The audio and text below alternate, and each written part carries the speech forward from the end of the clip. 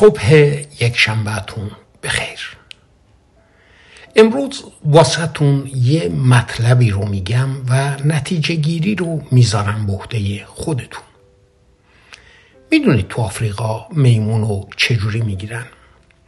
جایی که میمونا رو درختان یه تیله رنگی رو تو نور جوری که برق بزنه میگیرن جلوی چشاشون و بعد تیله رو در مقابل چشم میمونا تو سوراخ‌های به خصوصی که قبلا تو زمین کنده بودن میرن میذارنش.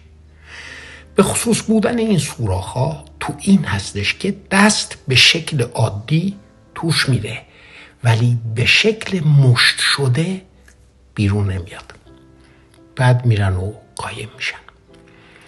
میمون واسه تیله میاد دستشو میکنه تو سوراخ و تیله رو تو مشتش میگیره. حالا میخواد دستشو بیاره بیرون ولی مشت شده دستش نمیاد بیرون.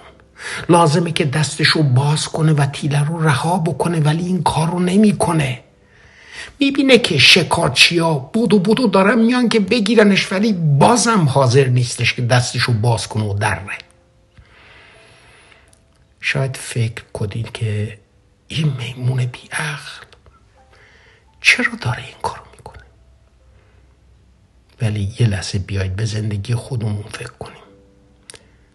چه چیزهایی هستش که تو مشت گرفتیم و ما رو اسیر کرده؟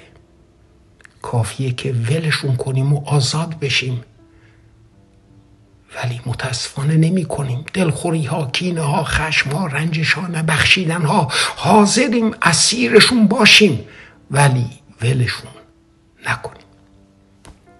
عزیزانم، در اطاعت از دعوت مسیح به شاگردی مشتا رو وا کنیم و اسیر نمونیم و وقتی هم که آزاد شدیم هوشیار باقی بمونیم که تیله های رنگی گولمون نزنند. یک شنبه پربرکتی رو براتون